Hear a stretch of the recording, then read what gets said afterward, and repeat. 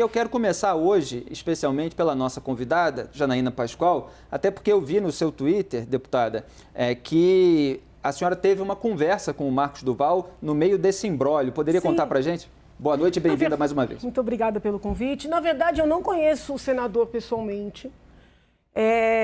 No meados de dezembro, eu fui até resgatar, acho que foi no dia 17 de dezembro, ele mandou uma mensagem para o WhatsApp do gabinete. Na verdade, é um telefone meu, mas que eu deixo no gabinete. E onde as pessoas, como mandam para os e-mails institucionais, suas reclamações, seus pleitos. Eu sou o senador Marcos Duval, é preciso falar com você com uma certa urgência. Isso provavelmente chegou numa sexta. Na segunda, o assessor que lê as mensagens, ele falou, olha, doutora, chegou essa mensagem aqui, não sei se é mesmo do senador, não sei se é fake. Aí eu falei, olha, me passa o contato, que eu não conheço, me passa o contato que eu vou dar o retorno. Eu dei o retorno para o senador, isso já no dia 19, então alguns dias pedi desculpas pela demora, porque eu falei, acho que o senhor achou que era meu contato pessoal. E ele queria me parabenizar pela minha independência, pelo fato de eu estar postando, pedindo, tanto no plenário como nas redes, que o presidente Bolsonaro e as próprias Forças Armadas incentivassem as pessoas que estavam em frente aos quartéis voltarem para suas casas. Disse ele que essa também era a visão dele. E nessa conversa ele me disse, inclusive, eu conversei com o presidente por esses dias, mas não me falou data, então não tenho como dizer se é esta reunião, pedindo para ele pedir para seus apoiadores irem para casa. Da mesma maneira que eu vinha pedindo nas redes e no plenário, ele disse que pediu diretamente ao presidente. Ele ainda frisou que o presidente nunca o havia convidado para nenhuma reunião e ele também nunca tinha procurado o presidente, que ele queria ter a sua independência, mas que houve esse convite para um debate sobre essa situação e que ele pediu para o presidente fazer esse pedido. Eu falei, e o que o presidente respondeu? Porque isso seria fundamental. Ele não vai pedir. E isso até trouxe, pelo menos foi a sensação que eu tive, uma decepção para o senador. Nessa conversa, ele me disse, também não tinha muito contexto para ele me dizer isso, mas ele me disse que ele era amigo do ministro Alexandre de Moraes. Aí eu falei, eu estou acompanhando as manifestações do ministro, teve uma reunião de procuradores gerais aqui no estado de São Paulo, eu até falei sobre isso na tribuna, eu falei, eu estou preocupada porque são pessoas que não são criminosas que estão nessas manifestações, isso foi antes dos ataques, né? E que estão sendo tratadas como membros de quadrilha, como pessoas que querem dar um golpe, e elas estão, a princípio, se manifestando. Falei, por isso que era importante o presidente pedir. Lembro que eu falei para ele que eu tenho falado, que seria importante ele começar a falar também, mas que só o presidente conseguiria, né? E eu inclusive, disse para ele, falei, senador, eu acho que essas pessoas estão tão envolvidas emocionalmente que às vezes eu tenho até dúvida se uma fala do próprio presidente teria esse efeito. E aí, nessa conversa, ele me falou que queria passar mais detalhes da reunião. Só que é o seguinte, dezembro na Assembleia é uma loucura, porque a gente vota orçamento. E eu fiquei de ligar de novo para ele passar os detalhes, acabamos não nos falando mais. Aí houve algumas trocas de conversa, mandei uma mensagem de Natal, entendeu? E nunca mais tocou no assunto. Quando foi ontem de manhã que eu abri o antagonista, no caso, e eu vi que ele ia renunciar, eu falei, meu Deus do céu, né? Aí mandei mensagem e liguei para ele. Porque o que eu senti nessa minha conversa com ele? Eu senti uma pessoa, assim, já na primeira conversa, e ontem também, muito abalada com as críticas.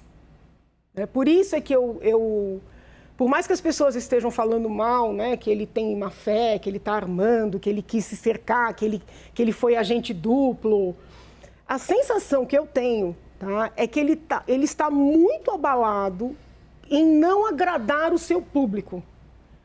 Porque ele me perguntava como é que eu aguentava as críticas. Como é que você aguenta? Porque qualquer um que entre nas minhas redes vê o nível de agressividade. E ele falou, eu não aguento. Ele falou, porque eu era uma pessoa que tinha uma carreira. Aí foi quando ele me contou, porque eu não conhecia mesmo o senador. Ele falou que trabalhou na SWAT, eu até brinquei. Eu falei, poxa, eu adorava assistir SWAT quando eu era pequena. Ele falou, eu era muito admirado na minha carreira. Eu abandonei a minha carreira e vim para a política para ajudar o país. E as pessoas agridem a gente. Ontem, na conversa que eu tive com ele, quando eu liguei, preocupada, quando ele anunciou que ia renunciar, se exonerar, renunciar, ele repetia o tempo inteiro as postagens do MBL. Eu confesso que eu não fui checar, tá? Mas ele disse que conversou com o pessoal do MBL e que o MBL teria feito uma corrente para acabar com a honra dele nas redes sociais, dizendo que ele seria um traidor. Eu falei, mas senador, por que o senhor dá tanta importância para isso? E ele realmente estava muito, muito abalado emocionalmente com isso. Eu falei, mas eles disseram que o senhor é traidor, por quê, afinal? Porque eu até achei estranho, porque como o MBL critica Bolsonaro, e ele, pelo menos pelo que tinha me dito, era contra a postura passiva do Bolsonaro perante as manifestações, estou falando tudo isso antes do 8 de janeiro. Eu falei, por que o MBL está batendo em você agora? Aí ele falou que é porque no final da eleição para o Senado ele abraçou o Pacheco. Eu falei, qual é o problema disso? Ele falou, não, porque eu votei no Marinho, segundo ele, né? Eu votei no Marinho e eles estão me chamando de traidor porque eu abracei o Pacheco. Eu falei, mas, ô senador, isso é uma questão de urbanidade. Só para registrar, o MBL defendeu a candidatura do Rogério Marinho, fez campanha nas redes sociais e aí o senador então abraçou o Rodrigo Pacheco, por isso foi chamado de traidor pelo MBL. Então, mas o que ele me explicou é que ele foi cumprimentar o senador Pacheco, presidente do Senado, por sua vitória, apesar de ele não ter votado no senador. Eu disse a ele, mas, ô senador, isso é uma questão de urbanidade. O senhor cumprimentar um colega, ainda que seja alguém de um partido muito opositor, é uma questão de urbanidade, isso aí é natural. O senhor explique para os seus apoiadores, entendeu? E não tem por que o senhor pedir para sair do Senado por causa disso. Então, ele me pareceu muito abalado com essa rejeição, entende? Quando foi hoje, eu assisti a um vídeo, eu assisti a entrevista dele, mas eu assisti a um vídeo que, para mim, confirma essa minha hipótese mais psicológica, onde ele fala, a princípio, para os apoiadores, e ele tenta explicar o que ele está fazendo, e ele tenta mostrar que ele não está apartado do presidente, dos filhos do presidente. Então, parece, assim, uma dependência, né, desse público, desses apoiadores. Para quem não conhece a política por dentro, pode parecer uma coisa maluca.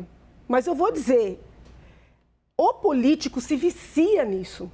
O próprio presidente Bolsonaro, se a gente for olhar, perdeu por esse vício. Então, o senador, ele está completamente... Não tenho como saber dos detalhes da reunião, essas coisas todas, mas a doença, né, ou o desespero dele é em não frustrar expectativas, ele está com muita dificuldade de aguentar essas críticas. O que você está colocando é que ele se viciou ali em curtidas, em compartilhamentos, Ele fala muito da família, no carinho do público, eu acredito que é mais bolsonarista. Eu acho que houve muito ataque à família dele. E a partir do momento que ele começou a ser criticado, eventualmente atacado, dependendo do grau aí, ele começou a se incomodar. Ao mesmo tempo, ele soltou uma história que acabou implicando Jair Bolsonaro numa trama golpista. Uhum. E aí ele quer o agrado do público, ao mesmo tempo que implica Jair Bolsonaro, ou ao mesmo tempo que sabe que Jair Bolsonaro fez parte, pelo menos, de todo esse episódio. Depois ele modulou o tom em relação à participação do Jair Bolsonaro. É que essas duas coisas, ao mesmo tempo, são bastante complicadas. Quer dizer, você reconhecer que o presidente fez algum tipo de participação numa articulação golpista e ainda querer agradar aos fiéis mais entusiastas do ex-presidente Jair Bolsonaro.